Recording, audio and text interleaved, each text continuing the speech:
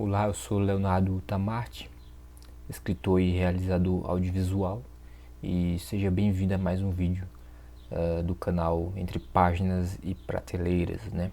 Um canal onde eu faço resenhas de livros, de literatura, de livros de vários tipos, né? Diferentes. Dessa vez eu vou falar de um best-seller que não sei se ainda é um best-seller, era quando eu era adolescente, isso há uns 10 anos atrás. Que é o livro O Vendedor de Sonhos, do Augusto Cury. Augusto Cury, que é muito conhecido aqui no Brasil por seus livros de autoajuda, né?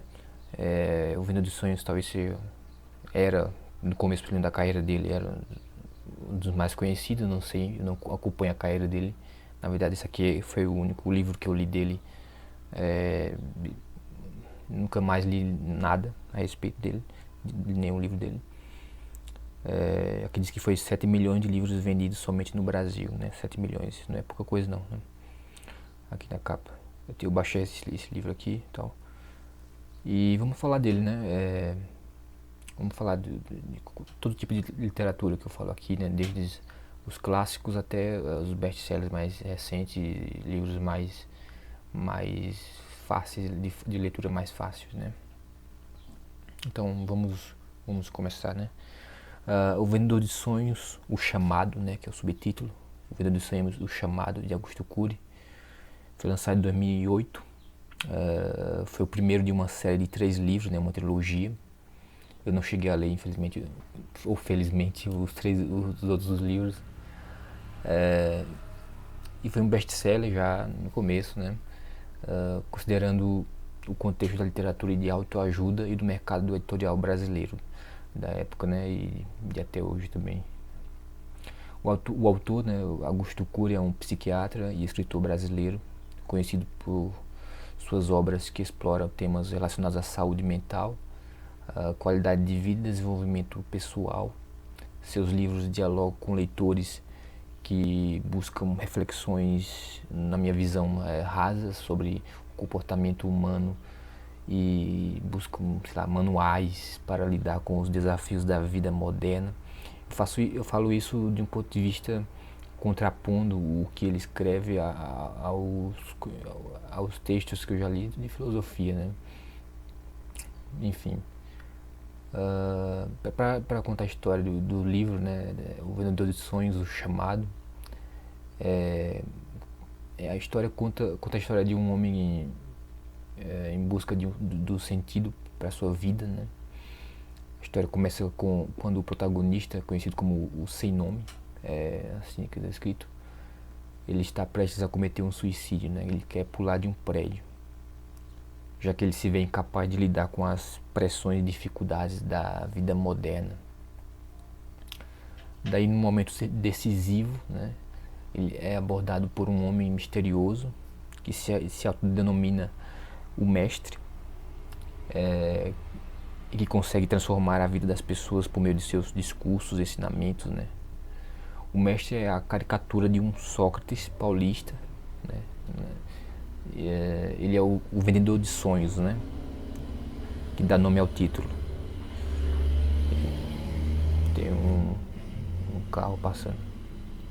Ele é o vendedor de sonhos, dá nome ao título, e tem a habilidade de enxergar além das aparências e de tocar as emoções das pessoas por meio de seus discursos eloquentes e questionadores, seguindo o método socrático, né, que o Augusto Cury tentou adaptar, né, que é chamada de a maiêutica, né, a maiêutica de Sócrates, né.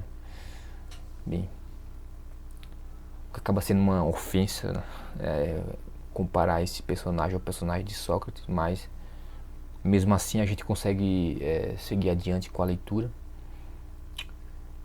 Depois de baterem um papo no topo do edifício, o mestre convence esse sujeito esse sujeito sem nome, né, a desistir do suicídio, né?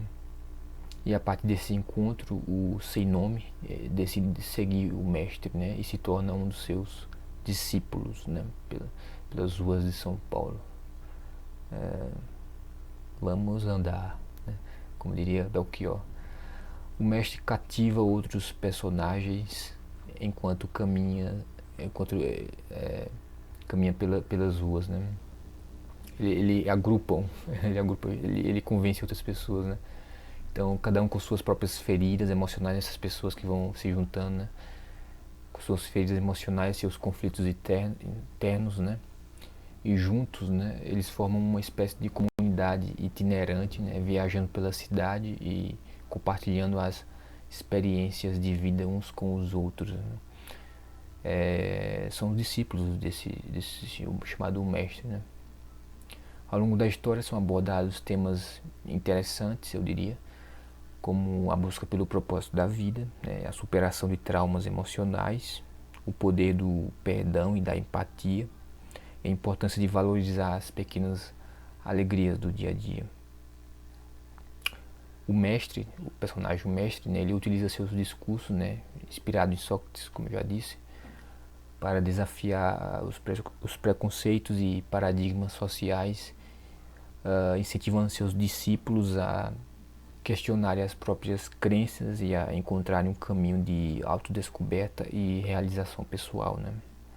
Autorrealização. O Sem Nome, que é o protagonista do livro, não é o vendedor de sonhos, né? Não é o Sócrates, entre aspas, o protagonista é o Sem Nome. E os demais personagens, eles enfrentam uma série de desafios e adversidades, né? Mas também experimentam momentos de crescimento e transformação. Mas assim, do meu ponto de vista, o livro culmina em uma reflexão rasa sobre a natureza humana, sobre também a importância do amor e da compaixão e a busca pela verdadeira felicidade, né? Eu acho que ele aborda isso de maneira um pouco rasa, comparado com outras obras que eu já li, né? Do campo da filosofia, né?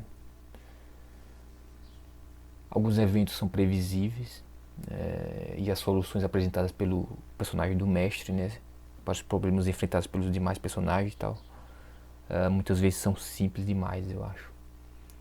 E acho que os diálogos e as reflexões são quase didáticos e moralizantes, o que prejudica a experiência de leitura, na minha visão.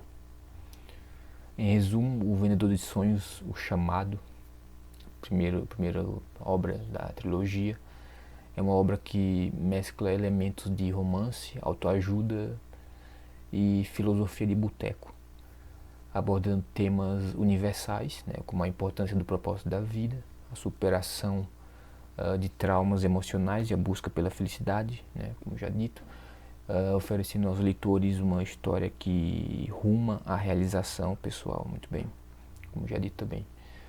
Augusto Cury utiliza uma linguagem acessível e uma narrativa envolvente para muitas pessoas, né, para um campo muito amplo, envolvente. Ele usa isso para transmitir suas mensagens, o que contribui para o grande apelo do livro. Sucesso de público, temos que reconhecer que o livro conquistou milhares de leitores ao redor do mundo e se tornou um marco na literatura contemporânea. Muito bem, era isso que eu tinha a dizer sobre o livro O Vendedor de Sonhos, e acho que eu disse muito, porque esse livro ele é mal visto pelos acadêmicos, né? Uma obra, todas as obras do Augusto Cury não são levadas a sério por quem caminha no âmbito da academia. Mas assim, eu me proponho a falar sobre tudo aqui, né? Dos mais altos, da alta literatura a mais rasa possível. Vamos falar, né, a respeito do que tem a dizer, né? É isso, né? Eu acho que eu não vou falar de outro livro do Augusto Cury, infelizmente, porque eu não tenho realmente interesse em ler mais nada dele. Mas assim, eu reconheço que, tal como o próprio Paulo Coelho, que já tem uma resenha do livro dele aqui, do livro Alquimista, o Augusto Cury é um grande vendedor de livros, assim, né? Um cara que fez muito sucesso no mercado editorial, né? Então é isso, né? Fechando aqui, Eu agradeço a você que chegou até aqui e assistiu esse vídeo. Se gostou dessa minha resenha, dê like no vídeo, faça um comentário, me diga a opinião se você já leu o livro, se não leu, se pretende ler, se tem alguma questão, faça um comentário.